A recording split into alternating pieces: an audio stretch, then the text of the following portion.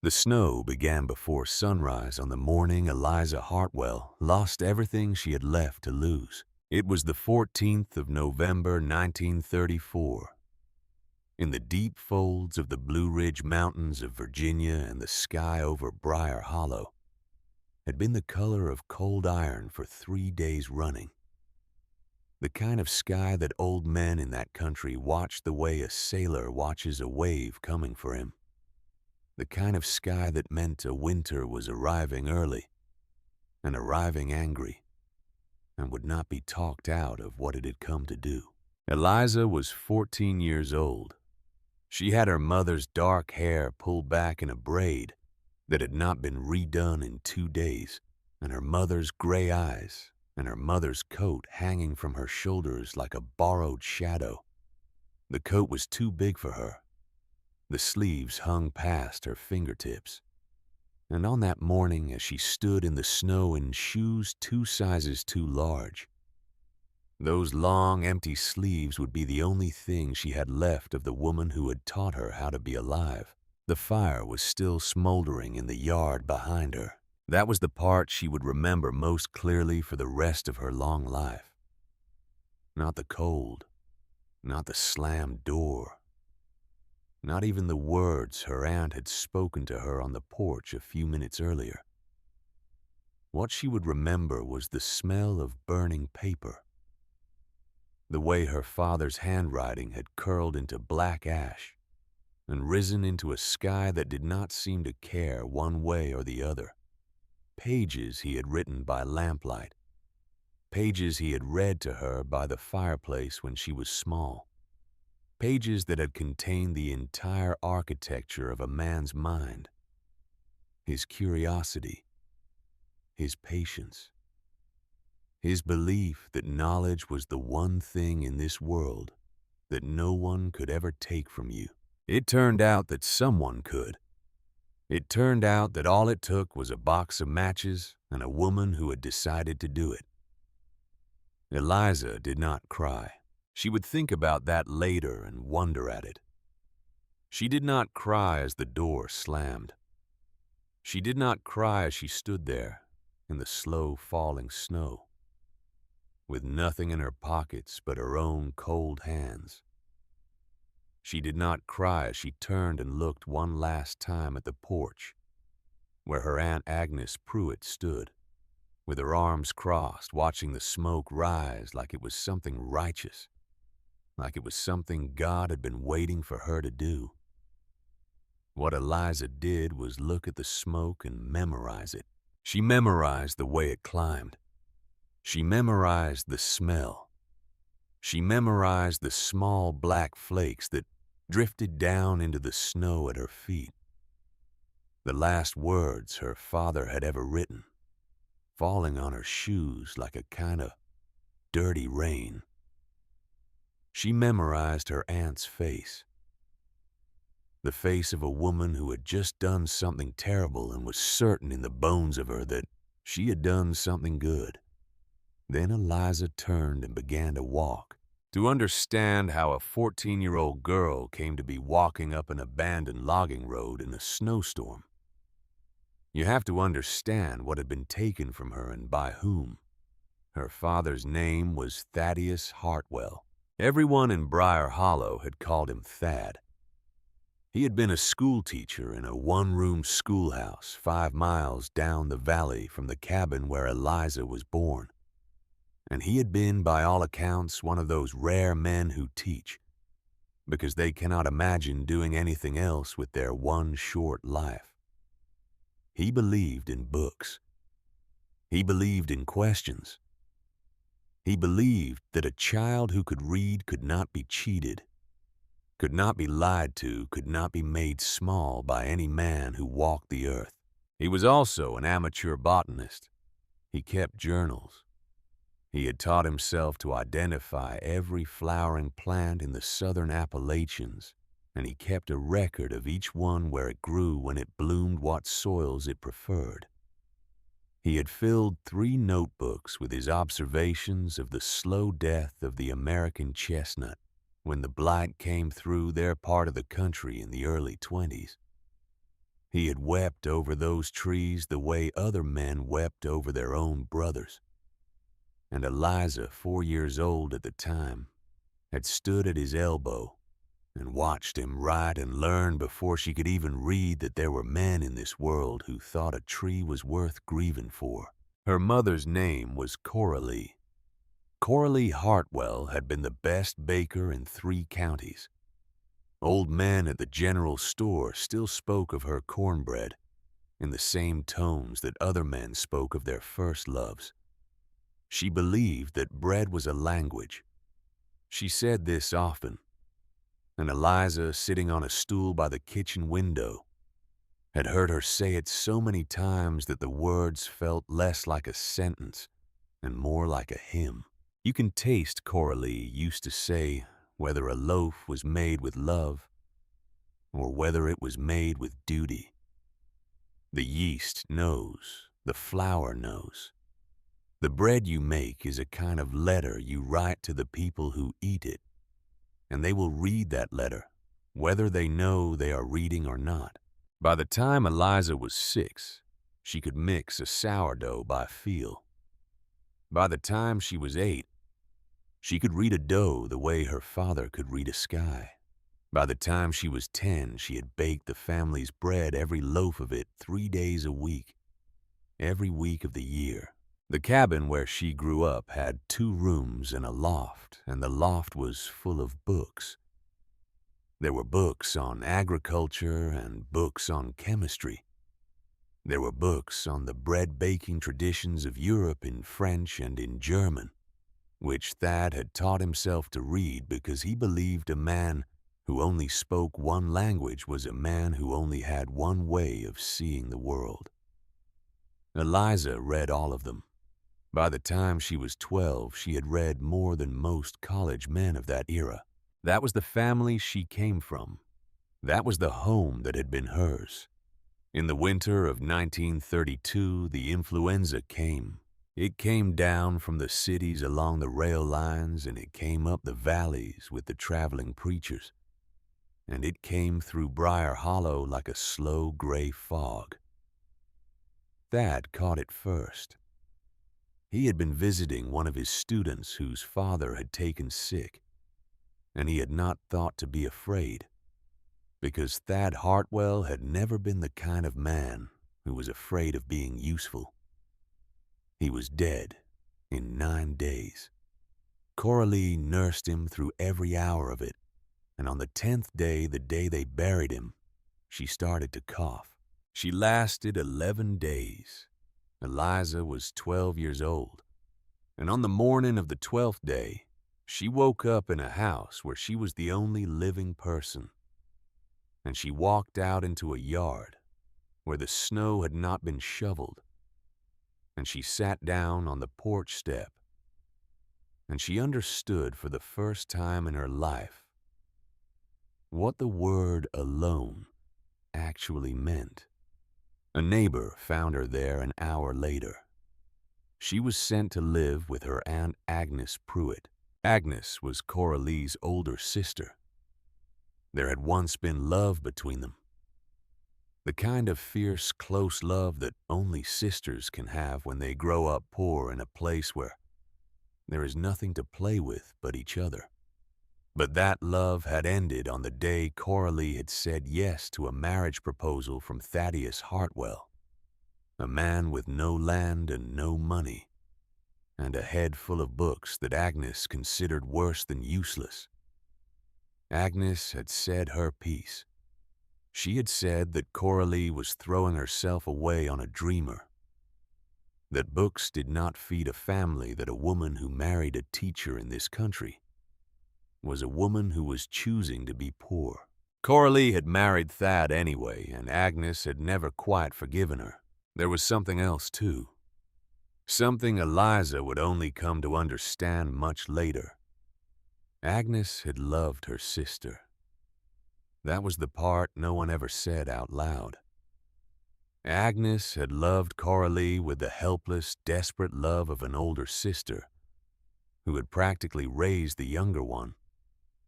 And when Coralie had walked away to marry a schoolteacher and live in a cabin full of books, Agnes had taken it as a kind of theft.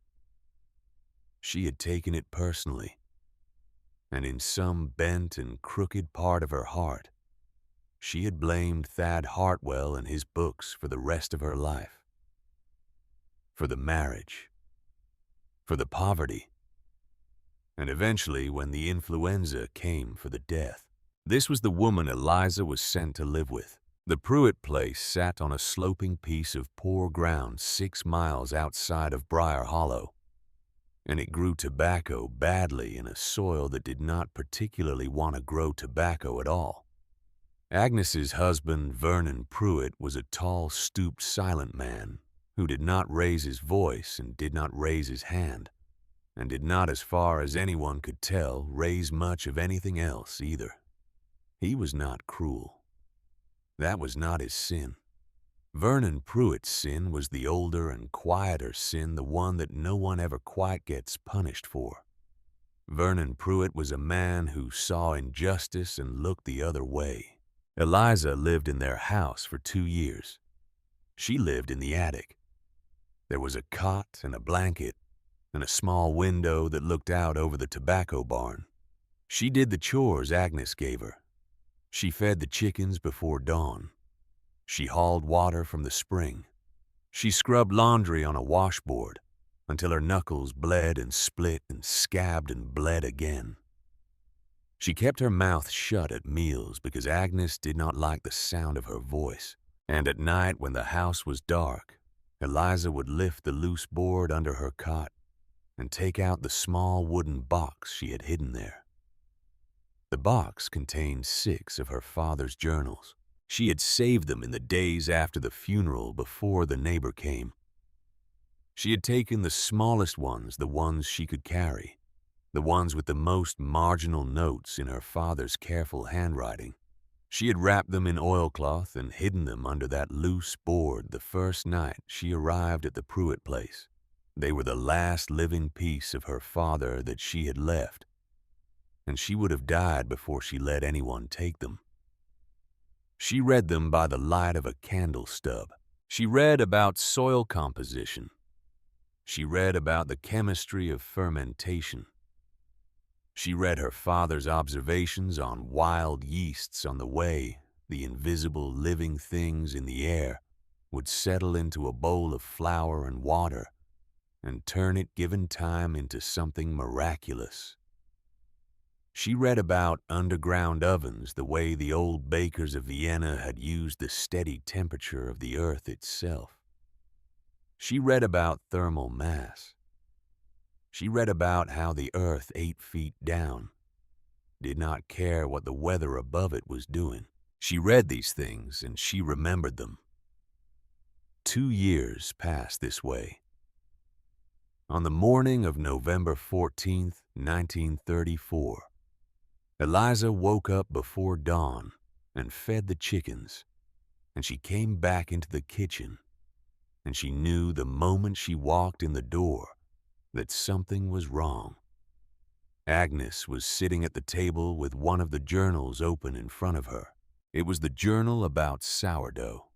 Eliza had fallen asleep with it on her cot the night before, and she had not put it back. And Agnes had gone up the attic ladder that morning to wake her for an earlier start, and Agnes had found it.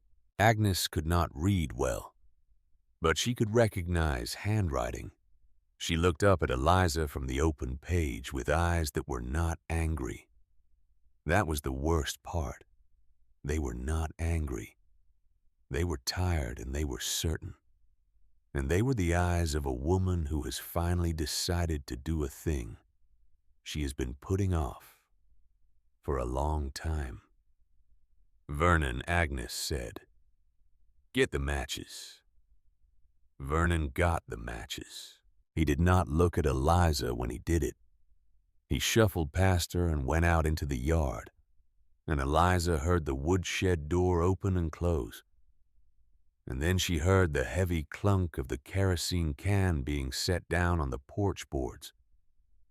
And she understood with a kind of clarity that came from no part of her conscious mind. Exactly what was about to happen. She did not beg. She would think about this later, too. She would wonder why she had not begged. Her mother's letters were in the box. There were pressed flowers between the pages of one of the journals pressed by her own hand when she was 9 years old. Lady's slipper and trillium and bloodroot. And the only proof in the world that those flowers had ever existed was about to go into the yard with the rest of it. But Eliza did not beg. Something in her, even at 14, had already understood that begging would not work, because Agnes was not doing this in anger. Agnes was doing this because she had decided it needed to be done. Agnes carried the journals out to the yard. All 6 of them. She set them down in a pile in the snow. Vernon poured the kerosene. Agnes struck the match. And Eliza Hartwell, 14 years old, stood in the doorway and watched the last living piece of her father go up in a column of black, greasy smoke that rose for a few terrible seconds in the exact shape of a man. Agnes turned to her on the porch. "I told you when you came here," Agnes said. Her voice was not raised. She had the kind of calm in her that some women find only after they have done a thing they should not have done. No more of that. Your daddy filled your head with foolishness. Your daddy filled my sister's head with foolishness. And I will not have his foolishness poisoning this house one more day. She paused. And what she said next, she said quietly and almost to herself. "You took her away from me, Thad Hartwell," Agnes said. "And now your books are going to take this child too." Eliza heard it. She did not understand it. Not all of it, not in that moment, but she heard it. She filed it away in the careful, patient part of her mind where she had been filing things her whole short life. Then Agnes turned to her and her voice came back to its normal pitch. "Get your coat," Agnes said. "You can find your own way from here." Eliza got her coat. It was her mother's coat. It was hanging on the peg by the kitchen door, and she lifted it down with hands that did not feel like her own hands, and she put it on. Vernon was sitting in his chair by the stove. He was looking at the floor. He did not look up. Eliza walked out the door and across the porch and down the steps and into the yard, and she walked past the fire, and she did not look at it, and she walked out the gate and onto the road, and the door of the Pruitt house slammed shut behind her with a sound that she would hear in her dreams for the rest of her natural life. She walked east. She did not know where she was going. She only knew that the wind was coming from the west and that walking east would put it at her back. She had read this in one of her father's books. She had read a great many things in her father's books, and now she would have to find out one by one how many of them were true. The road ran past the Beasley farm half a mile down the slope.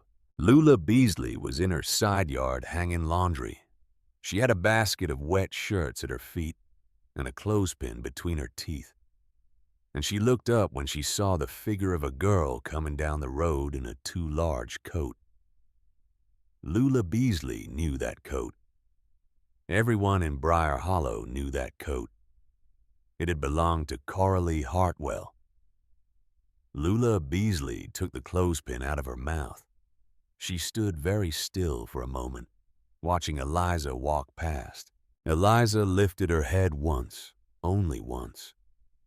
She looked across the snow-dusted yard at Lula Beasley, and Lula Beasley looked back at her. And for one suspended second, the two of them held each other's eyes, across the cold morning. And then Lula Beasley turned back to her clothesline. She did not call out. She did not ask where Eliza was going. She did not run inside to fetch her husband, or her shawl, or a hot biscuit, or a single word of kindness. She turned back to her wet shirts, and she pinned one up and the wind caught it and it flapped in the gray air. And Eliza Hartwell kept walking. That moment, that small turning away, Eliza would carry it with her for the rest of her life, and she would never speak of it to anyone, and she would not carry it with hatred. That was the strange thing. What she would carry was something colder and harder than hatred. What she would carry was understanding, the knowledge of exactly what silence costs. She walked for 4 hours. The road climbed. The trees closed in. The dirt road became a logging track, and the logging track became a rutted scar through second-growth oak and hickory, and the scar became a deer path, and the deer path disappeared into a thicket of mountain laurel and rhododendron, so thick and waxy that the wind itself could not get through it. She pushed in among the rhododendron because the wind could not. She scratched her hands. She scratched her cheek. She kept going. And on the other side of the thicket, she came out into a small flat clearing tucked against the steep side of the mountain, and what she saw there stopped her dead in her tracks. Set into the hillside was a structure. It was half buried in the earth. There were stone walls visible at the front, and a heavy wooden door hanging from one rusted hinge, and a set of stone steps leading down to the door. Above the structure, a stone chimney poked up out of the hillside like a finger. She walked down the steps. The door scraped open under her hand. She stepped inside, and the first thing she felt was warmth, not heat. There was no fire. There was no stove. But the air inside that buried stone room was warmer than the air outside by 10 degrees at least, maybe 15. The earth above and around the structure had been holding its own temperature all through the long autumn, the slow, steady heartbeat warmth of the ground. Eliza knew what this was. She had read about it. She had read about it in one of her father's journals, the third one from the top. A journal that was at that very moment smoldering in a heap of ash in her aunt's yard, 6 miles down the mountain. The constant, her father had called it. The unchanging warmth that lives in the earth. Stay deep enough, he had written, and the sky cannot reach you. She stood in the doorway and she did not move, and she let the warmth come into her face. She wept then, for the first time. Not for her father and not for her mother, and not for the books in the yard. She wept because she had read something in a journal once, and she had remembered it, and now it had saved her life. The room was perhaps 20 feet long and 12 feet wide. The walls were dry-laid stone beautifully fitted. The floor was packed earth. A wooden table stood in the center, a bench, a few burlap sacks piled in the corner. A wooden shelf ran along the back wall, and on the shelf sat a few rusted tins, a cracked ceramic bowl and half-tipped on its side, an old iron Dutch oven with the lid still on. At the far end of the room, set into the back wall, was a stone hearth with a chimney that rose up through the earth. She would learn the history of this place much later.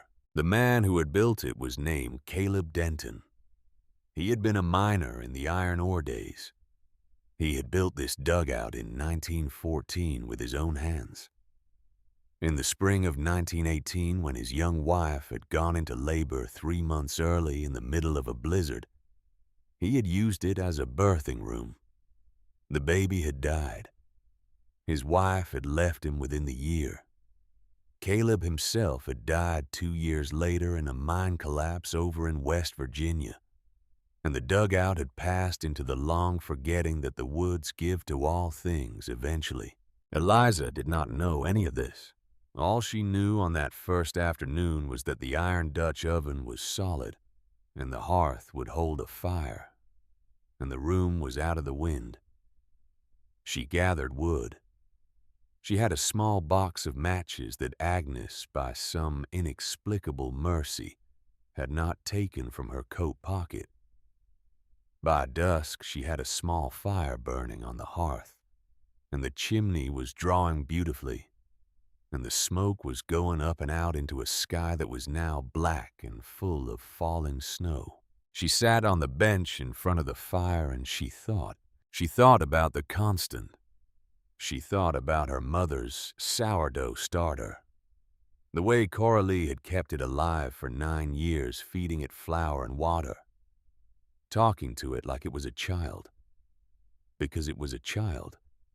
Wild yeast captured from the air, cultivated, fed, kept alive through patience and attention.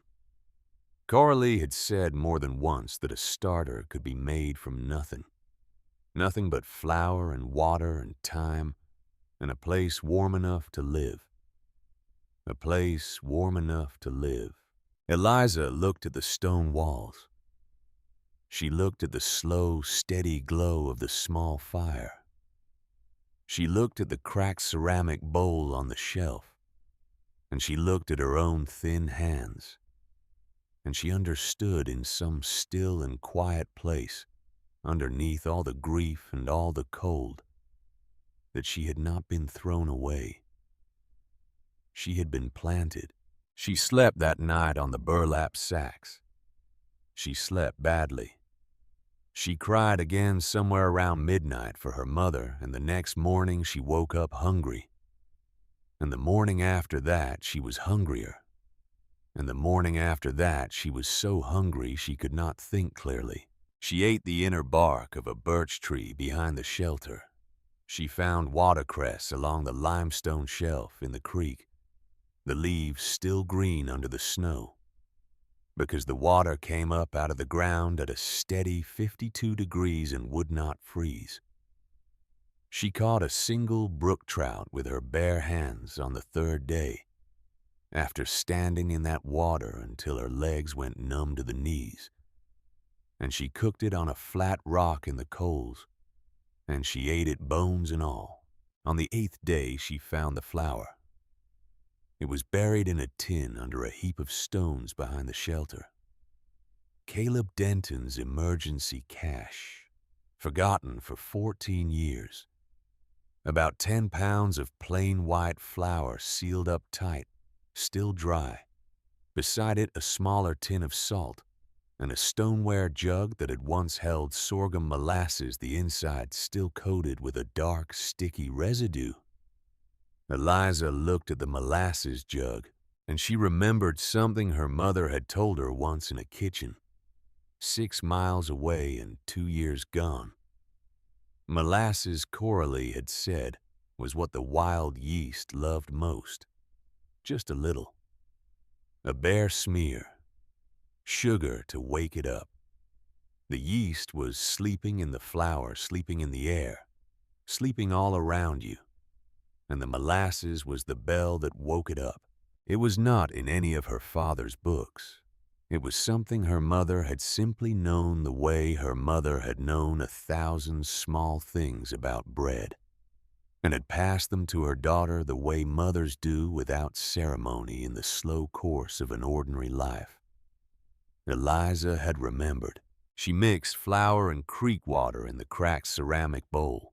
She wiped a finger around the inside of the molasses jug and stirred the dark residue into the mixture. She covered the bowl with a clean rag from one of the burlap sacks. She set it on the shelf in the back corner of the room where the temperature was steady, and she sat down on the bench across from it, and she waited. It took 6 days. For 6 days, she watched that bowl the way other people watch the sky for rain. On the morning of the 6th day, she lifted the rag. The mixture had risen. The surface was alive with small bubbles, and the smell that came up out of it was the smell of her mother's kitchen. That sharp, sweet living smell.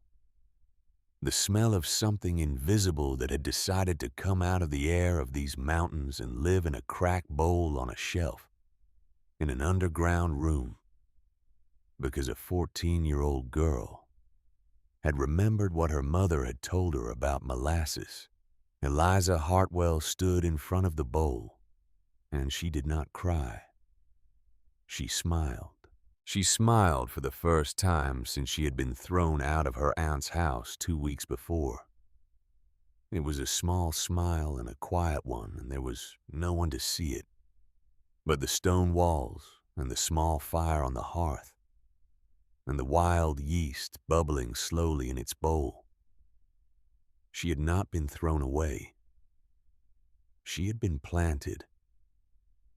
And the thing that had been planted was beginning very slowly to grow. The first loaf was a failure. Eliza pulled it from the iron Dutch oven on the morning of the 20th of November, 1934, 6 days after she had wiped a finger around the inside of Caleb Denton's old molasses jug. The loaf was dense in the center and gummy on the bottom and had a crust so hard she could have driven a nail with it.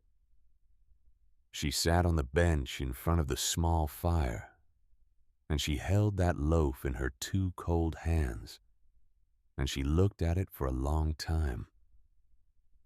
Then she ate it. She ate every crumb of it because she was hungry, and because it was bread, and because her mother had once said that you did not throw bread away. The crust hurt her teeth.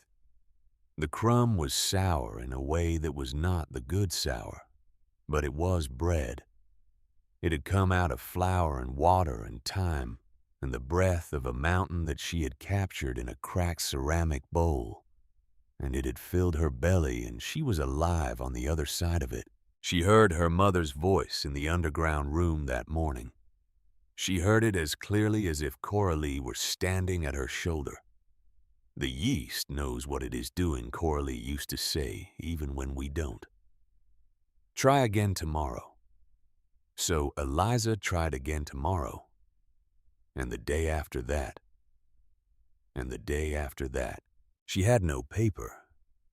She had no pencil. She understood with the practical clarity that the cold and the hunger had been beating into her, that she was going to have to write it down somehow, or she would forget. She found a nail. It was a heavy square cut nail, the old kind embedded in one of the timbers of the table. She worked it loose with her thumb over the course of an afternoon, and that evening she sat down at the rough plank table in the underground room, and she began to scratch numbers into the wood. 3 cups flour, 1 cup water, 1 spoon starter, rise 6 hours. She added a small mark beside each entry, a line for a good loaf, a cross for a bad one. By the end of the first week, the tabletop was covered in fine, scratched marks. She added new entries as she learned. She found that the dough liked to be wetter than her mother had ever made it, because the air in the underground room was drier. She found that the starter wanted to be fed twice a day in winter, not once. She found that the bread was better when she splashed a little water onto the hot stones before closing the lid, because the steam softened the crust and let the loaf rise one last time in the heat. By the end of 3 weeks, she could feel the dough. That was the thing her mother had tried to teach her, the thing that could not be written down. Her mother had called it the living moment. The instant when a shaggy, sticky lump of flour and water transformed under your hands into something smooth and elastic and alive, something that pushed back against your palm with the soft, slow strength of a sleeping animal. The day Eliza first felt it alone in the underground room, she stopped what she was doing and she stood very still for a long time, because she understood that her mother had just come into the room with her. The dough pushed back against her palm. Her mother was in her hands. Her mother had been in her hands all along. She had been baking for a month when she noticed the second thing. The bread tasted different. Not better, not worse, but different. There was a depth to it, a mineral quality, a faint, clean sweetness underneath the sourness that her mother's bread had never had. It was the water. She figured it out on a December morning when she had walked down to the creek to fill her bucket, and she had knelt on the flat limestone shelf where the water ran clear and cold, and she had looked at the white mineral crust on the underside of the stone, and she had remembered something her father had written. Limestone water. Hard water. Calcium and magnesium leaching slowly out of the rock. Her father had written in one of the journals that had burned in the yard that the great bakers of Europe insisted on hard water because the minerals strengthened the gluten and gave the bread a structure and a flavor that soft water could not produce. Eliza had not understood it when she had read it. She understood it now, kneeling on a slab of limestone, with her hand in a creek that had been running over that same stone for 10,000 years. The water was the secret. The water was the secret, and the water could not be moved. The water belonged to this mountain. Whatever she was making here was going to be a thing that belonged to this mountain and to her and to no one else. She stood up from the creek with her bucket, and she walked back to the dugout, and she thought for the first time that she might be building something. The first visitor came on a gray afternoon in early February. Eliza heard the footsteps before she saw the woman. It was a slow, careful step, the step of someone who knew the woods. Eliza was outside the dugout splitting kindling, and she straightened up at the sound. And she stood very still, the way a deer stands still when it hears something it does not yet recognize. The woman who came out of the rhododendron thicket was old. She was old in the way that mountain women got old, which is to say she was bent slightly at the shoulders and very thin, and her face was the color of weathered cedar, and her eyes were sharp and clear, and the color of a winter sky. She wore a man's wool coat that came down to her knees, and a knit cap pulled low over her ears, and she carried a walking stick of polished hickory. Then she said in a voice that was both gentle and absolutely without surprise, "You must be the one I've been hearing about." Her name was Tessie Corwin. She was 72 years old. She had been a midwife in those mountains for 40 of those years, and she had delivered more children in Briar Hollow and Pine Creek and Moss Gap than any other living person. She lived alone in a one-room cabin 3 miles down the mountain. She had never married. She had outlived everyone she had ever loved, and she had done it without complaint. She came into the clearing and she lowered herself onto the bench beside the door, and she looked at Eliza with those sharp, clear eyes, and she said, "You been smelling up the whole hollow with that bread. I've been catching the smell on the wind for 3 weeks. I figured I better come see who was up here making it." Eliza did not know what to say. She had not spoken to another human being in nearly 3 months. Her own voice, when she finally used it, sounded strange to her, smaller than she remembered. I have bread inside, she said, if you would like some. Eliza brought out a half loaf. She brought out a tin cup of creek water. Tessie Corwin sat on the bench, and she took the bread in her two old hands, and she tore off a piece and she chewed it slowly with her eyes closed. When she opened her eyes, they were wet. "Your mama teach you this," she said. It was not a question. "Yes, ma'am." Tessie nodded once. "She taught you right," she said. "She taught you very right. You knew my mother. I knew of her. Everybody in 3 counties knew about Coralie Hartwell's bread." She paused. "I am sorry about your mama and your daddy. I am sorry I did not come sooner. I should have come sooner." Then Tessie said in her quiet, careful voice, "I delivered a baby in this room a long time ago. The baby did not live." Eliza looked at her. Caleb Denton's wife. Her name was Mary Ann. The baby came too early in the middle of a blizzard, and I came up the mountain on foot because there was no way to bring the horse through.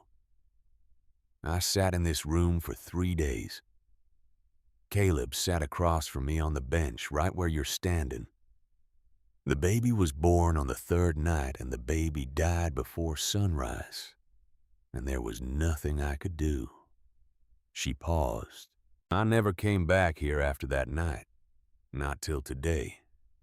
I figured this place was finished. I figured it had used up all the life it had in it. She looked at Eliza. "But here you are," she said. "Here you are with bread." Eliza stood there in the cold clearing, and she did not know what to do with what she had just been told. So she did the only thing she could think of to do. She walked over to the bench and she sat down beside the old woman, and she said quietly, "Will you tell me her name again?" "The baby's mother. I want to remember it." "Mary Ann Denton," Tessie said. Eliza nodded. "Mary Ann Denton," she repeated. And Tessie Corwin, who had not cried in any other person's presence in 20 years, looked away into the trees and let the wetness in her eyes run down into the deep lines of her old face, because someone had just promised her that a name which had not been spoken aloud in 16 years would be remembered. She came back the next morning. She came back with a sack over her shoulder. There was flour in the sack. There was a small twist of paper with salt in it. There was a piece of side meat wrapped in wax cloth, and a tin of lard, and a wool blanket, and a sharpened paring knife with a deer antler handle. Tessie Corwin set these things down on the table in the underground room, and she said in her practical voice, "This is not charity. I am too old to make my own bread anymore, and my knees won't let me bake the way I used to, and I miss good bread the way some folks miss their dead. You make me bread, I bring you what you need. That's a trade. That ain't charity." Eliza understood that this was the gift of a proud woman who would not let it be called a gift. She nodded. "Yes, ma'am," she said. "That is a trade." Tessie Corwin became her teacher. She did not just bring flour. She brought 40 years of knowledge. The kind of knowledge that had been gathered one slow piece at a time over a working life in the mountains, and that lived in no book anywhere in the world. And that would die with Tessie if she did not give it to someone before her time came. She taught Eliza the spring plants.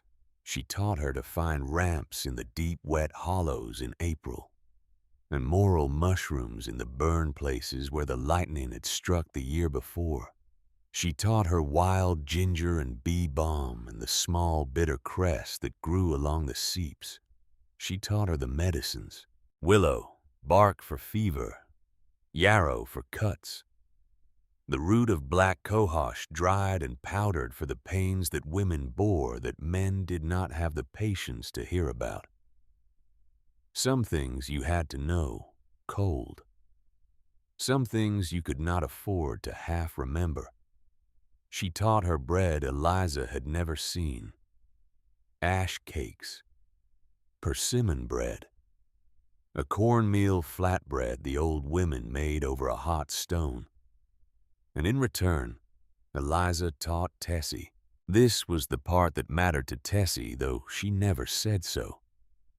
Eliza had read more books than most of the men in those mountains, and she could talk about chemistry and biology and the slow, invisible work of yeasts and bacteria. Tessie was old enough to know that there were things she had been doing her whole life without knowing why they worked. And Eliza could tell her why they worked. The willow bark, Eliza explained one afternoon, contained a chemical that the city doctors used in their pills for fever.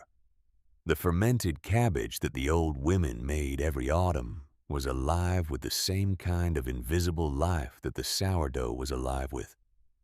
Tessie listened to this with her head tilted slightly, like an old crow listening to weather. "Well," she said when Eliza had finished, all this time I've been talking to little bitty animals I couldn't see, and it turns out I was right to." There was something Tessie did not tell Eliza right away. She did not tell her about the slow ache in her chest that had been there for 6 months. She did not tell her about the dizziness when she stood up too fast. She did not tell her because Tessie Corwin had been a midwife for 40 years, and she knew the body, and she knew what those signs meant, and she knew that what she had left was not measured in years. What she had left was measured in seasons, and what she had to give was the only thing that mattered now. So she came up the mountain twice a week, and she taught Eliza the plants, and she taught her the medicines, and she taught her the names of the dead. Because Tessie Corwin had decided that this girl alone in an underground room was going to be the keeper of everything Tessie had spent 40 years learning. The fever came in the 3rd week of January. Eliza woke in the middle of the night burning hot. Her head was pounding. Her throat was so swollen she could barely swallow.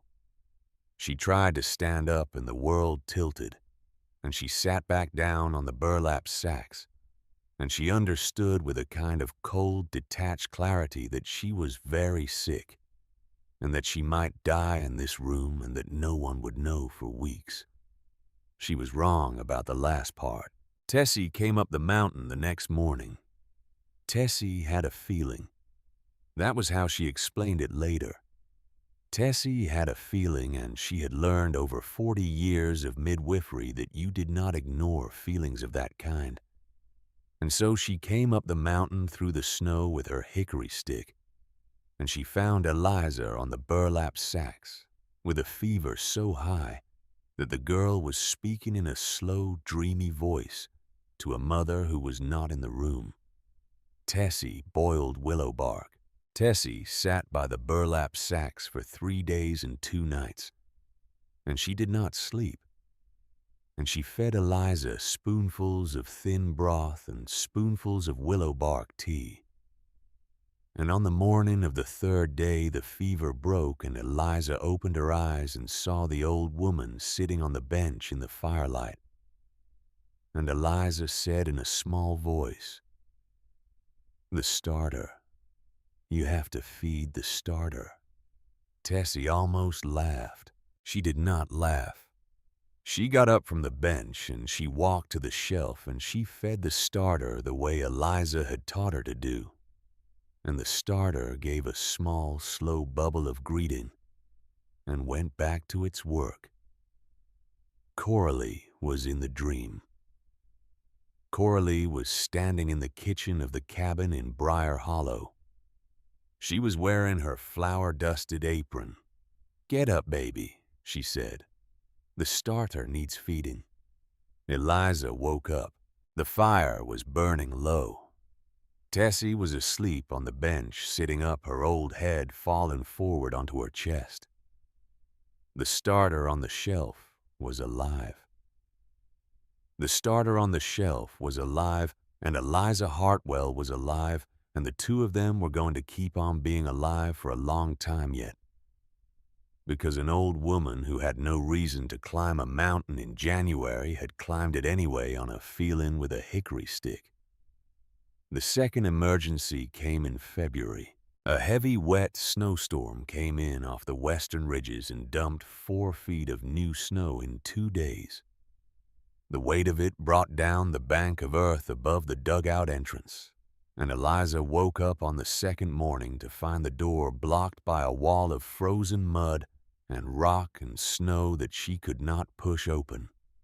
She did not panic. She had read somewhere in one of her father's journals that panic was the thing that killed people in survival situations more often than the situation itself.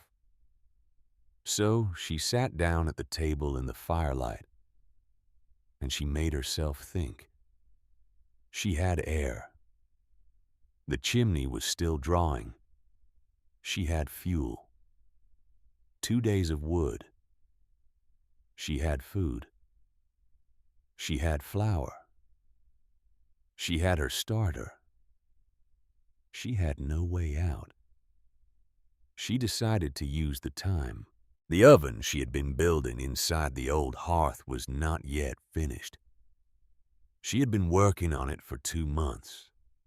She had been laying flat creek stones one at a time, fitting them together by feel, building a domed inner chamber inside the existing fireplace. For 2 days, while the snow held her sealed in the side of a mountain, Eliza Hartwell built her oven. She finished it. She fitted the last stone on the second afternoon. She built a small fire inside the new chamber, and she watched the smoke draw cleanly up the flue. And she put her hand inside, and she counted. 3. The oven was ready for sourdough. She baked a loaf in it that night, and the loaf came out with a crust the color of polished oak, and a crumb so light and open, she could see the small bubbles of yeast in the slice. It was the best bread she had ever made. Tessie Corwin reached the dugout on the morning of the 3rd day. Tessie had come up the mountain on snowshoes alone.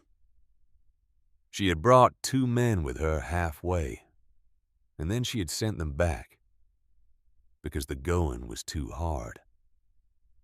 She had finished the last mile on her own at 72 years old with her hickory stick and her old man's coat. And when she came over the rise and saw the collapsed bank of earth, she sat down in the snow. She heard a sound from inside. It was Eliza Hartwell on the other side of the rockfall banging the bottom of the iron Dutch oven against the stone door frame. Tessie dug for 2 hours.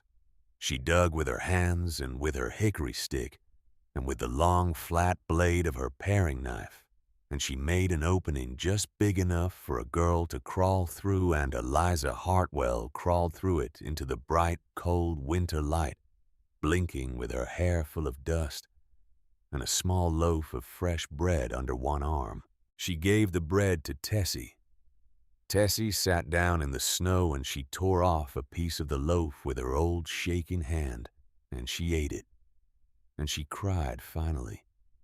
And Eliza sat down beside her and put an arm around the old woman's shoulders. She reinforced the entrance that spring. She framed it with heavy timbers from the ruin of an old barn. She built a second air shaft that came up out of the back of the dugout and emerged on the hillside behind a screen of laurel. She would never be trapped again. The man with the rabbits came in April. His name was Harlan Good. He was 38 years old, a hunter and trapper who lived in a cabin on the far side of the ridge, and he had been smelling the bread on the wind for 2 weeks. He came out of the woods on a cool, bright morning with 2 rabbits hanging from his belt and a long-barreled rifle in the crook of his arm, and he stopped at the edge of the clearing. "You'd be the bread girl." I would said, "Eliza." "I'll trade you," he said. He lifted the rabbits, 2 of these for one of those. She gave him a loaf still warm from the oven. Harlan Good looked down at the loaf in his big, rough hand, and he tore off a piece, and he ate it standing there. "Lord have mercy," he said. "Lord have mercy, child. That ain't bread. That's something else." He told everyone in Briar Hollow. He told everyone in Pine Creek. He told everyone in Moss Gap. The story spread, the way stories spread in country like that, from porch to porch and from kitchen to kitchen, until by the end of May, there were people walking up the old logging road every week. Some came to laugh. They did not laugh long. They tasted the bread and they stopped laughing. Some came to trade. They brought eggs. They brought dried beans. They brought a chicken once alive in a sack and a small jar of honey. Some came with nothing. Eliza fed them anyway. That was the rule her mother had taught her. Bread was meant to be shared. If you had bread and the person in front of you did not, then the question of whether they could pay was not a question that you were allowed to ask. By the summer of 1935, Eliza had a garden. She had cleared the slope above the dugout on the south-facing side, and she had built terraces with stone walls. She had carried seeds up the mountain from Tessie's cabin. She had planted beans and squash and tomatoes and cabbages. She had diverted a small channel of creek water through a wooden trough she had hewn herself. She was 15 years old. She was feeding herself from her own garden and her own oven, and she was feeding the poorest families in 3 valleys. Aunt Agnes Pruitt came up the mountain in July of 1936. That part of the story is one Eliza never told anyone in her whole long life. She had been baking that morning since before dawn. She had heard the footsteps in the clearing, and she had set down her wooden peel and she had wiped her flour-dusted hands on her apron, and she had walked to the door of the dugout. Standing in the clearing in a black town dress, leaning slightly to one side because of her bad hip, was Agnes Pruitt. Agnes did not recognize her. Eliza understood this in the first second of looking at her aunt's face. Agnes was peering at her with the polite, distant curiosity of a customer. The girl in front of her was 16 years old now, almost a head taller than she had been at 14, with shoulders and forearms strong from 2 years of carrying water and splitting wood and shaping bread, with her hair sun-bleached at the ends, from a summer in the garden with her hands, and her face brown and weathered. Her aunt's mind did not put the 2 of them together. Eliza did not say anything. She did not say her name. She did not say the names of her parents. She simply stood there in the doorway and she looked at the woman who had burned her father's journals. And she let her aunt look back at her and she waited. "I heard Agnes said that you make bread up here." "Yes, ma'am," said Eliza. "I would like to buy a loaf." Eliza nodded. She turned and went back into the dugout. She picked up a loaf from the rack where the morning's bake was cooling, It was a sourdough, dark-crusted 4 pounds. She brought it out into the clearing and she handed it to Agnes Pruitt. Agnes paid her in coin. 3 coins set carefully into Eliza's palm, one at a time. Their fingers touched. Agnes felt nothing. Eliza felt everything. She felt the dry, cold skin of her aunt's hand. The same hand that had struck a match in the yard on a November morning 2 years before. She felt the small tremor of age in the fingers. She felt the absence of any recognition in the touch at all. Agnes took the bread, and she nodded once, and she said, "Thank you, miss. You bake fine bread." Then she turned and she walked back down the mountain. Eliza stood in the doorway of the dugout with 3 coins in her palm, and she watched her aunt's black-dressed figure disappear into the trees. She did not cry. She closed her hand around the coins and she went back inside, and she set the coins on the table beside the rough scratch marks where she kept her ledger, and she added one more mark. Not a line this time for a good loaf, not a cross for a bad one. She scratched a small open circle alone on the table beside all the others with nothing inside it. She would not explain that mark to anyone ever in the years to come. Eliza Hartwell was 16 years old. She had started with 10 pounds of old flour and a cracked ceramic bowl. Now she was feeding 3 villages. She still used the same bowl. The winter of 1936 was the worst winter anyone in the Blue Ridge could remember. The old men in Briar Hollow had a way of saying that. The worst winter anyone could remember. They had been saying it about one winter or another since the war between the states, and most of the time they were exaggerating. They were not exaggerating in 1936. The snow began on the 20th of December, and it did not stop for 19 days. It did not stop. It came down in great wet sheets at first, and then in the drier whisper of true cold, and then it came down sideways in the sustained killing wind that the mountains throw down out of the high passes when the jet stream sags too far south. By the morning of the 2nd of January, the snow on the level was 4 feet deep, and the drifts against the north walls of the houses in Briar Hollow were as tall as the roof lines. Trees split in the night with sounds like rifle shots. Livestock froze where they stood in barns and in pastures, and the few brave men who tried to drive their cattle to better shelter found their animals lying down in the snow with the steam still rising off them, refusing to take another step, choosing the cold ground over one more minute of moving.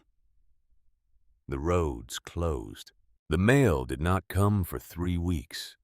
The county doctor could not reach the families up in the high hollows, and 3 children died in those weeks of fevers that ordinary medicine could have stopped. The food ran out. The root cellars in Briar Hollow had been thin to begin with, because the previous summer had been dry and the tobacco crop had failed across half the county. The cornmeal was gone by the middle of January. The salt pork was gone by the 3rd week. The dried beans were gone, and the canned vegetables in their mason jars were down to the bottoms of the shelves. And in some houses by the 1st week of February, there was nothing left at all. In the Pruitt house, 6 miles down the mountain from Eliza Agnes, Pruitt sat at her kitchen table with her hands folded and looked across at her husband Vernon. And she said the first word she had spoken to him in 3 days. "There's 2 cups of flour," she said, "and 1 onion." Vernon Pruitt nodded slowly. He did not look up. In Eliza's underground room, the air was warm That was the thing about the constant. The temperature in the dugout on the coldest morning of that terrible winter when the thermometer outside was reading 22 below, and the wind was tearing at the rhododendron thicket like something that wanted in, was 48 degrees. Not warm, but not killing. The room kept its own counsel the way the earth always kept its own counsel. And Eliza moved through that room in a wool sweater and her mother's coat, and she did her work, and she stayed alive. She had been preparing for this winter since the previous April. She had not known the specific shape of it, but she had read enough of her father's journals to know that nature was generous but not forgiving. And she had learned from Tessie Corwin how to listen to the old signs, the way the squirrels had been burying their nuts deeper than usual in October, the way the bark of the dogwood trees had grown unusually thick on the north sides, the way the deer had come down out of the high country 2 weeks earlier than they should have. The old signs all said the same thing. A winter was coming that would not be talked out of what it had come to do. Eliza had laid in supplies through the whole long summer and fall. She had milled flour from grain she had traded for in Briar Hollow. She had filled 3 large stone crocks with sourdough starter kept at different stages of activity. She had dried apples and pears and crab apples on racks above her hearth. Through September and October, she had filled the second chamber of the dugout with rows of mason jars containing the vegetables from her terrace garden. She had a barrel of salt pork. She had 2 hams hanging from the ceiling of the cold corner. She had bushels of root vegetables banked in straw in the back. She had enough firewood split and stacked along the south wall to burn day and night for 4 months. She had enough. She had enough for herself. She also had enough to share. Harlan Good came up the mountain on snowshoes on the morning of the 4th of February, the first day the wind had dropped enough for any kind of travel. He had walked 6 miles. He had stopped twice to clear ice from his snowshoe bindings with bare hands that were no longer fully obeying him. When he came over the rise and saw the smoke from Eliza's chimney rising into the cold gray sky, he stopped at the edge of the clearing, and he leaned against a tree, and he stood there for a full minute breathing. Eliza came out of the dugout. She walked across the clearing to him. She put her arm under his arm, and she helped him into the dugout, and she sat him down on the bench by the fire. And she pulled off his snowshoes and his boots and his stiff frozen mittens, and she rubbed his hands between her own warmer hands until the color started to come back into them. He drank a cup of broth. He drank a cup of willow bark tea the way Tessie had taught her to make it, because Harlan had a fever just starting in him. Then he told her. In Briar Hollow, he said slowly between sips of the hot tea, there's families ain't got nothing. The Goad place, the Whitley place, the Brims. They got children, little ones. They've been eating cornbread made out of next year's seed corn for 2 weeks. There ain't no more seed corn. He paused. He looked at her. In Pine Creek, he said it's worse. The Maddox family lost 2 cows on Tuesday. Some folks ain't been seen out of their houses in 9 days. He paused again. The Pruitt place, too, he said. Your aunt and your uncle. I went by their door this morning. There ain't been smoke from their chimney in 2 days. They burned the last of their woodpile on the 3rd of February. Vernon was sitting in his chair when I knocked, and your aunt come to the door, and her face was the color of paper, and she didn't say nothing to me. She just looked at me. Eliza sat very still on the bench across from him. She looked at the fire. She did not speak for a long moment. Harlan Good watched her, and he did not push her because he had known her for almost 2 years now, and he had learned that Eliza Hartwell did not need to be pushed. Eliza Hartwell needed to be allowed to think. She stood up. She walked to the back of the dugout. She lifted the heavy oilcloth that covered the storage chamber, and she looked in at the rows of mason jars, at the hams, at the sacks of flour and meal, at the barrel of salt pork. She did the arithmetic in her head, the way her father had taught her to do, arithmetic slowly and with patience. She had enough to last herself until the middle of April.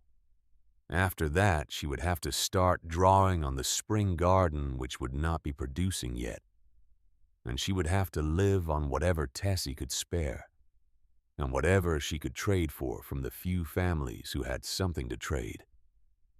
She had built a thin margin for herself. It was a margin she had built carefully against exactly this kind of winter. She let the oilcloth fall back into place.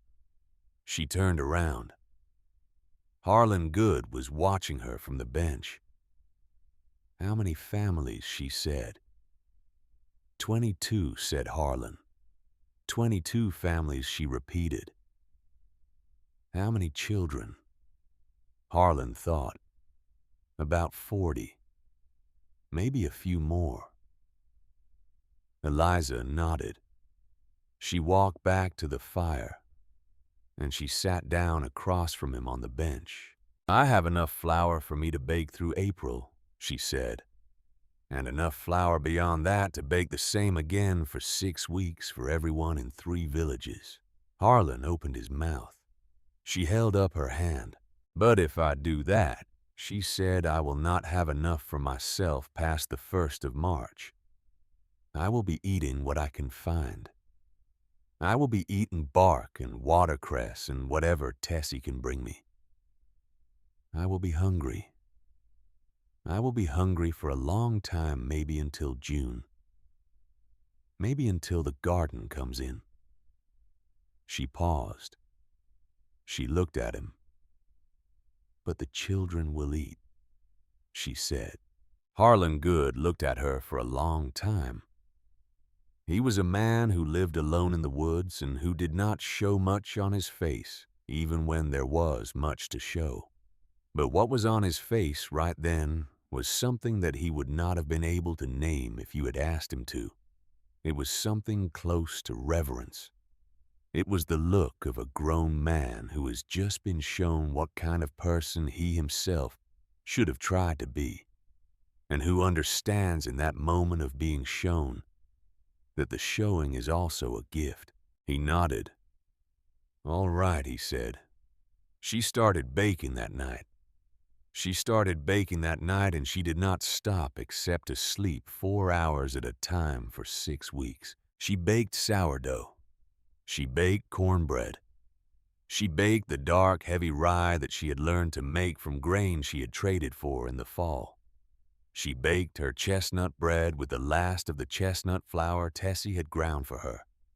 She baked through every night and slept through the cold early mornings, and the smoke from her chimney went up day after day into the gray winter sky, and her oven was never cold for more than the few minutes it took her to slide a new batch in. Harlan Good and 2 other men, his cousin Asa Good and a quiet shopkeeper from Pine Creek named Vance Hadley, came up the mountain every 3rd day with a long, flat wooden sled. They strapped the warm loaves to the sled in burlap sacks lined with old wool blankets to keep the bread from freezing on the way down.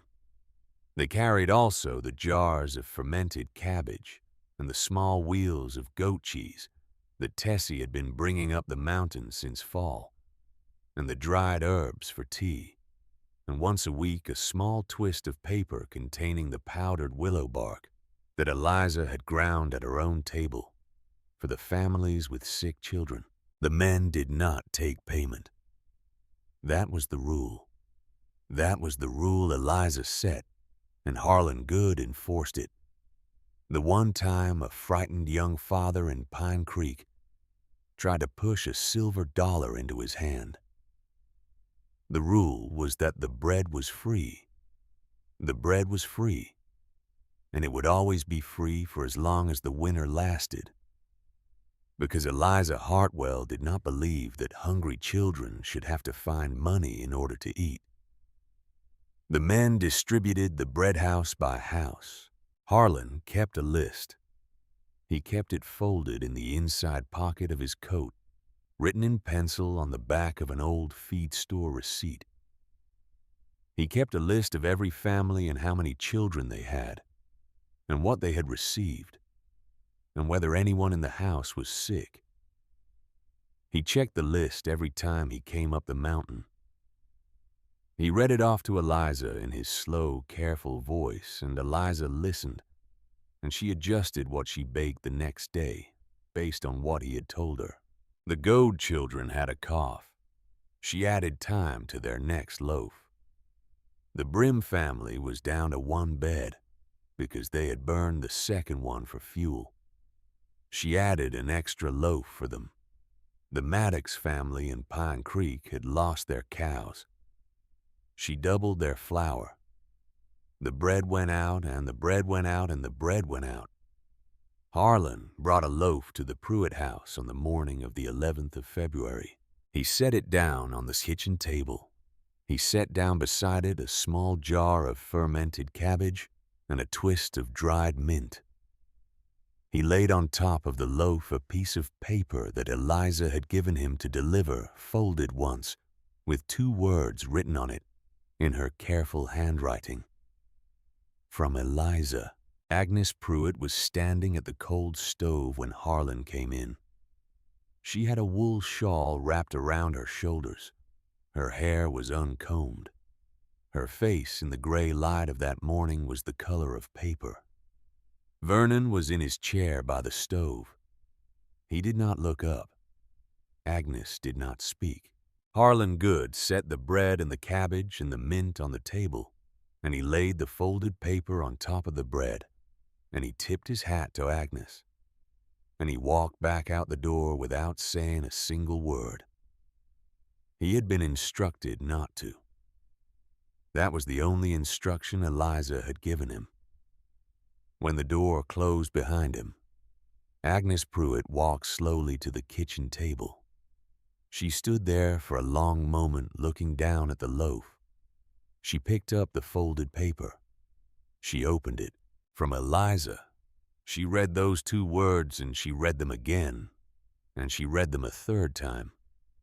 And then she sat down very slowly in the kitchen chair, and she set the paper down on the table beside the bread, and she put both her hands flat on the table on either side of it, and she began to cry. She cried without sound at first. Her shoulders shook, but no sound came out of her.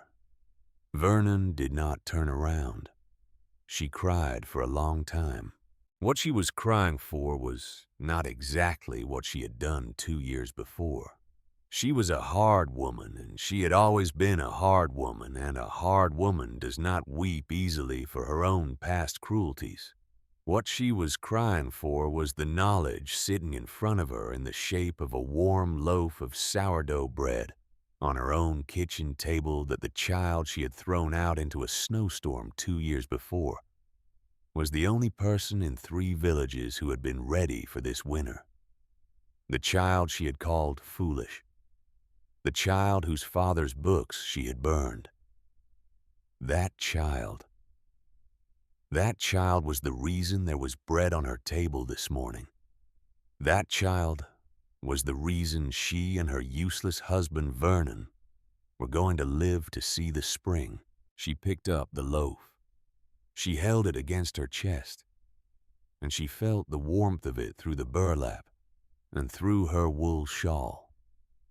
The warmth of bread that had been baked in a stone oven in the side of a mountain by a 16-year-old girl with flour-dusted hands, and she rocked slowly back and forth in the kitchen chair, and she said one word out loud into the cold, quiet kitchen. Coralie. She said her dead sister's name. She said it the way you say the name of someone you have wronged. Vernon in his chair looked down at the floor, and he did not say anything, because he understood that this was not a moment that belonged to him. He sat in his chair, and he looked at the floor, and he listened to his wife weep, and he understood, possibly for the first time in his life, the size of his own silence. The bread kept going out. For 6 weeks, Eliza grew thin. She had known she would. She ate 1 meal a day, and she ate it small, and she gave everything else to the oven. Tessie came up the mountain twice a week through the snow, with her hickory stick with whatever she could spare from her own pantry.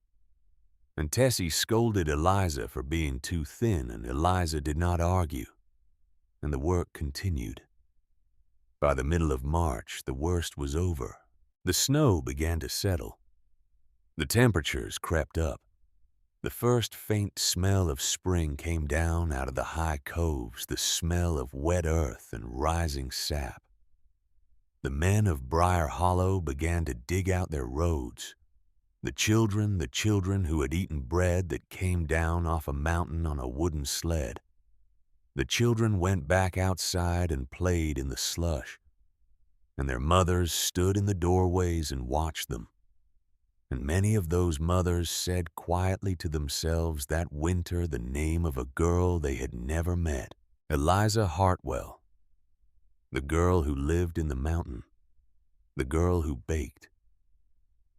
By the first week of April, the snow was gone from the south-facing slopes, and the first ramps were coming up in the wet hollows, and Eliza was thin and tired and alive. Agnes Pruitt climbed the mountain on the morning of the 12th of April. She climbed it with her bad hip. She stopped 6 times. She had to sit down once on a fallen log for nearly half an hour, because her chest hurt and her breath would not come. She climbed the rest of the way slowly, with her hand braced against the trunks of trees. And when she came over the last rise and saw the clearing in front of Caleb Denton's dugout, she stopped at the edge of the trees, and she could not for a moment make her feet move forward. Eliza was outside. She was working in this garden. She had her sleeves rolled up and her hair tied back, and she was on her knees in the dirt of the upper terrace, planting peas in a long straight row. She looked up at the sound of footsteps, and she saw her aunt standing at the edge of the clearing, and the two of them looked at each other across the brown spring earth for a long time. Agnes did not say her name. Agnes did not apologize. Agnes was not the kind of woman who had those words in her, and she had never been that kind of woman, and she would not learn to be that kind of woman in the time she had left. What Agnes did was walk slowly across the clearing with one hand pressed against her hip until she stood 3 feet from where Eliza was kneeling in the dirt. And then Agnes Pruitt looked down at her dead sister's daughter, and she said 2 sentences in her clipped, flat voice, the voice that had been hers for 61 years and would be hers until she died. "Your mama would have been proud of you," Agnes said. "I was wrong about the books." Eliza did not stand up. She stayed on her knees in the spring dirt with her hands in the soil, and she looked up at the woman who had thrown her out into the snow 2 years and 5 months before, and she nodded once. That was all. She nodded once. Agnes stood there for another moment, and then she turned slowly, and she walked back across the clearing, and she disappeared into the trees on the path that led back down the mountain. Eliza watched her go. Then she turned back to the row of peas she had been planting, and she pressed another seed into the dirt with her thumb. And she pressed the soil down over it, and she moved her knees 6 inches to the left, and she pressed another seed into the dirt, and she went on with her work. That was the only conversation Eliza Hartwell and Agnes Pruitt would ever have on the subject of the burned journals. It was enough. It was not enough because Agnes deserved enough. It was enough because Eliza Hartwell, at 16 years old with dirt on her hands and a row of peas to finish, had decided that she was not going to carry the weight of her aunt's silence up that mountain with her one more day. She forgave Agnes. She did not forgive her because Agnes had asked. She did not forgive her because Agnes had earned it. She forgave her because she, Eliza Hartwell, was the one who had to live the rest of her life, and she did not want to live it with that stone in her pocket. That spring, the people came up the mountain to learn. That was the part that mattered most in the long run. They had come up to trade the year before, and they had come up to look at the strange girl in the strange dugout. But that spring after the winter, they came up to learn. They came in 2s and 3s. They came with notebooks. They came with questions. How do you keep a root cellar at 55 degrees all year, they asked. Eliza showed them. She showed them how to choose a north-facing slope. She showed them how to dig down and line the walls with stone. She showed them how to install a ventilation pipe so the air would stay fresh. She drew the diagrams in the dirt with a stick, the way her father had once drawn diagrams in the dirt for her, and the men nodded slowly, and the women took notes on scraps of paper. And the children watched, and Eliza saw in some of those children the same hunger she had felt when she was their age. The hunger to understand. The hunger to see the invisible workings of the world. She helped 12 families build root cellars that spring and summer. She gave away her sourdough starter to anyone who wanted to learn. She broke off pieces of her mother's starter, the same starter she had grown in a cracked ceramic bowl 2.5 years before, and she gave it to the women of Briar Hollow and Pine Creek and Moss Gap with instructions for how to feed it, and how to keep it alive, and how to talk to it the way her mother had talked to hers. That starter would still be alive 60 years later. Pieces of it would be in kitchens across 3 counties. Pieces of it would be in the kitchens of women who had never met Eliza Hartwell, who had received their pieces second-hand or third-hand or fourth-hand, the way bread starter travels slowly from one generation to the next, the way fire travels from one hearth to another. Tessie Corwin died in the summer of 1942. She died in her own cabin 3 miles down the mountain. She died in her own bed, with Eliza sitting beside her on a hard wooden chair.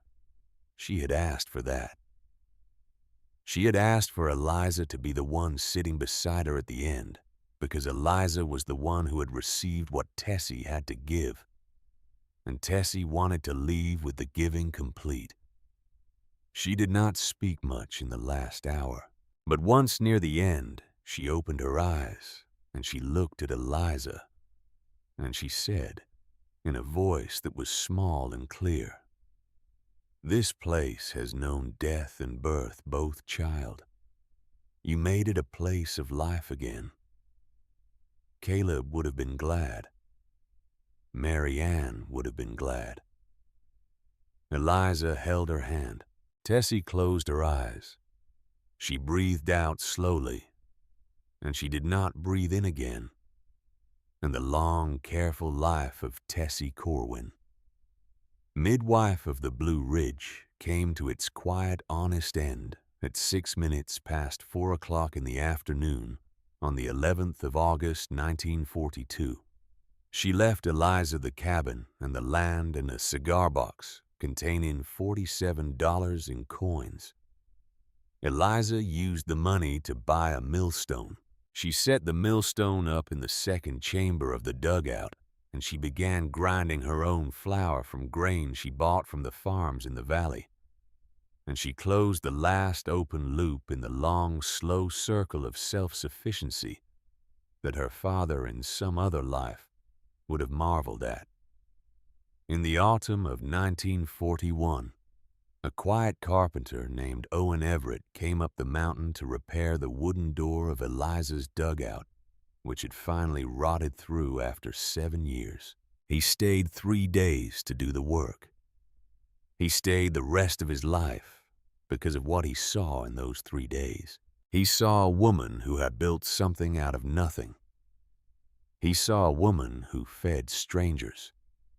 He saw a woman who, on the second night of his visit, sat across the bench from him in front of the fire and told him about her mother and her father, and about the journals that had burned in the yard, and about the cracked ceramic bowl on the shelf, and about the starter that was now, by his count, almost 7 years old.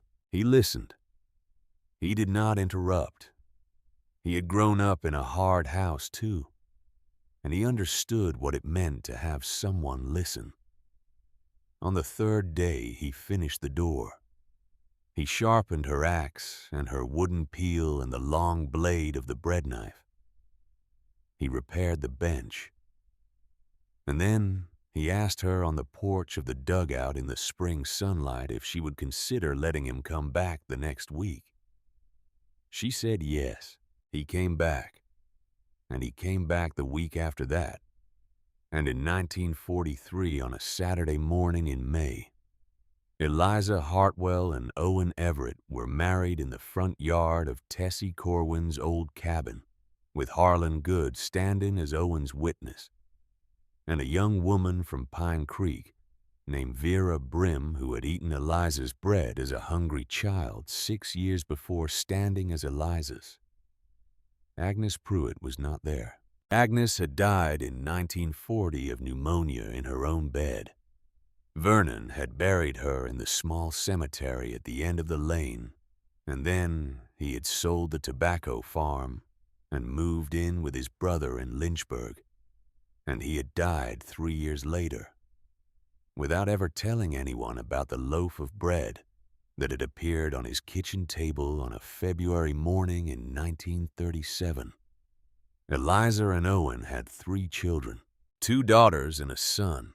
All 3 of them grew up in the cabin that had been Tessie's, with the dugout up the mountain serving now as the bakery and the storehouse, and all 3 of them learned as children how to bake bread and tend a garden and read books without apology. The starter that lived on the shelf in the dugout was older than they were. In 1953, a professor of architecture from a university down in Charlottesville came up the mountain and spent a week studying Eliza's dugout. He went home and he wrote a paper on the thermal properties of earth-sheltered structures, and he cited Eliza's dugout as one of the most efficient food storage and production environments he had ever documented. Eliza never read the paper. She had work to do. The story spread further than the paper, though. In the summer of 1955, a newspaper in Richmond ran a feature article about her, with a photograph of Eliza Hartwell Everett, then 35 years old, standing in the doorway of the dugout with a fresh loaf in her hands. The headline of the article was "Mountain Woman Bakes Bread Underground." For 3 weeks after the article ran, Eliza had more visitors than she could handle. Most of them she sent away politely. A few of them, the ones who came not to gawk but to learn, she let stay. She never commercialized her operation. She never built an above-ground bakery, though she could have. She never moved to town. She stayed on her mountain in her dugout with her old wooden table covered in scratched nail marks, with her cracked ceramic bowl that she still used for special loaves. And she baked bread the way her mother had taught her. And she taught anyone who came up the mountain wanting to learn. In the 1960s, she began the Saturday tradition, Every Saturday morning, she baked 12 extra loaves. They sat in a wooden rack outside the dugout door, free for the taking for anyone who climbed the mountain path. She called them her mother's loaves. She asked one thing of the people who took them. Just one thing. She asked them to share something they knew with someone who needed to learn it. A skill, a recipe, a story, a piece of knowledge. She said that was the real currency. Not money, not flour. Knowledge passed from hand to hand the way her father had passed it to her, the way her mother had placed her small hands on a ball of dough and shown her what bread could be. She did this for 35 years. She did it every Saturday and every season for 35 years. In the winter of 1997, Eliza Hartwell Everett died in her sleep in the cabin that had been Tessie Corwin's at the age of 77. Her sourdough starter on that winter morning when her family came to find her was 63 years old. It was divided among her 3 children and her 14 grandchildren. Pieces of it were given to friends. Pieces of it went out into the world the way Eliza had always sent it out, free, with the only condition that it be passed on again. The dugout was preserved. It is still there. It is still in use. Her family bakes bread in that oven every Saturday morning the same way Eliza did. And the bread that comes out of that oven on a Saturday morning in the Blue Ridge Mountains is dusted with the same wild yeast that a 14-year-old girl captured from the cold mountain air on a November evening in 1934. In a cracked ceramic bowl with a smear of old molasses from a jug she had found buried in the dirt. The yeast is still alive. It has outlasted everyone who told her she was too much. It has outlasted the woman who burned her father's books. It has outlasted the neighbor who turned back to her clothesline. It has outlasted by now 2 full generations of the people who watched her walk past their houses in the snow and said nothing. It rises every Saturday morning the same as it always has. It rises because a 14-year-old girl alone in an underground room in the side of a mountain, with nothing in her pockets and her dead mother's coat on her shoulders, trusted an invisible living thing to turn flour and water into survival, and into bread, and into a life that fed everyone who had let her go. She did not build it to prove them wrong. She built it to stay alive. But in staying alive, she proved something that none of them could argue with. The girl they had thrown away was the one who fed them all.